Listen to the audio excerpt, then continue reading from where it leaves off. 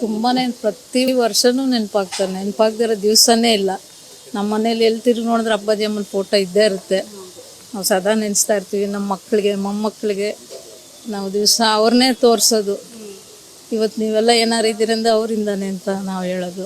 ಅವ್ರ ಅಪ್ಪ ಅಮ್ಮನ ಹೇಳ್ತಾಯಿದ್ರು, ನಾವು ನಮ್ಮ ತಂದೆ ತಾಯಿನ ಹೇಳ್ತಾ ಇದ್ದೀವಿ. ಯಾರೂ ಮರೆಯೋಕ್ಕಾಗಲ್ಲ ಅಪ್ಪಾಜಿನ.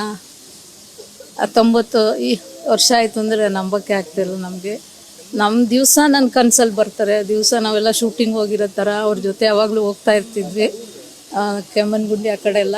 ಈಗ ಬಂದು ಮಲ್ಕೊಂಡ್ರು ನನಗೆ ಅದೇ ಕನಸೇ ಬೀಳೋದು. ನಾವೆಲ್ಲ ಶೂಟಿಂಗ್ ಹೋಗಿದ್ದೀವಿ, ಅಪ್ಪಾಜಿ ಟೇಪ್ ರೆಕಾರ್ಡ್ರೆಲ್ಲ ಹಾಡು ಕೇಳ್ತಾ ಇದ್ದಾರೆ ಅಂತಲೇ ಜ್ಞಾಪಕ ಬರುತ್ತೆ. ಯೋಗ ಮಾಡ್ತಾಯಿದ್ರು ಬೆಳಗ್ಗೆ ಎದ್ದು.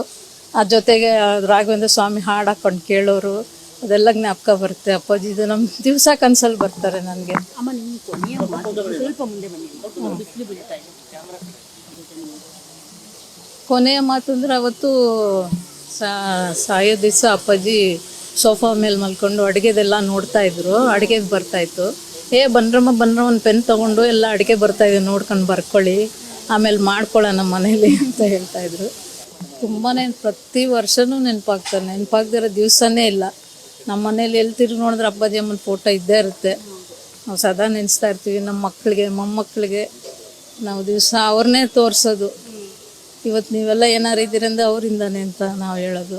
ಅವ್ರ ಅಪ್ಪ ಅಮ್ಮನ ಹೇಳ್ತಾಯಿದ್ರು, ನಾವು ನಮ್ಮ ತಂದೆ ತಾಯಿನ ಹೇಳ್ತಾ ಇದ್ದೀವಿ. ಯಾರೂ ಮರೆಯೋಕ್ಕಾಗಲ್ಲ ಅಪ್ಪಾಜಿನ. 19 ವರ್ಷ ಆಯಿತು ಅಂದರೆ ನಂಬಕ್ಕೆ ಆಗ್ತಿಲ್ಲ ನಮಗೆ. ನಮ್ಮ ದಿವಸ ನನ್ನ ಕನಸಲ್ಲಿ ಬರ್ತಾರೆ. ದಿವಸ ನಾವೆಲ್ಲ ಶೂಟಿಂಗ್ ಹೋಗಿರೋ ಥರ ಅವ್ರ ಜೊತೆ ಯಾವಾಗಲೂ ಹೋಗ್ತಾ ಇರ್ತಿದ್ವಿ. ಕೆಮ್ಮಣ್ಣಗುಂಡಿ ಆ ಕಡೆ ಎಲ್ಲ. ಈಗ ಬಂದು ಮಲ್ಕೊಂಡ್ರು ನನಗೆ ಅದೇ ಕನಸೇ ಬೀಳೋದು. ನಾವೆಲ್ಲ ಶೂಟಿಂಗ್ ಹೋಗಿದ್ದೀವಿ, ಅಪ್ಪಾಜಿ ಟೇಪ್ ರೆಕಾರ್ಡ್ರೆಲ್ಲ ಹಾಡು ಕೇಳ್ತಾ ಇದ್ದಾರೆ ಅಂತಲೇ ಜ್ಞಾಪಕ ಬರುತ್ತೆ. ಯೋಗ ಮಾಡ್ತಾಯಿದ್ರು ಬೆಳಗ್ಗೆ ಎದ್ದು. ಆ ಜೊತೆಗೆ ರಾಘವೇಂದ್ರ ಸ್ವಾಮಿ ಹಾಡು ಹಾಕ್ಕೊಂಡು ಕೇಳೋರು, ಅದೆಲ್ಲ ಜ್ಞಾಪಕ ಬರುತ್ತೆ. ಅಪ್ಪಾಜಿ ಇದು ನಮ್ಮ ದಿವಸ ಕನಸಲ್ಲಿ ಬರ್ತಾರೆ ನನಗೆ. ಅಮ್ಮ, ನಿಮ್ಮ ಕೊನೆಯ ಮಾತು ಸ್ವಲ್ಪ ಮುಂದೆ ಬನ್ನಿ.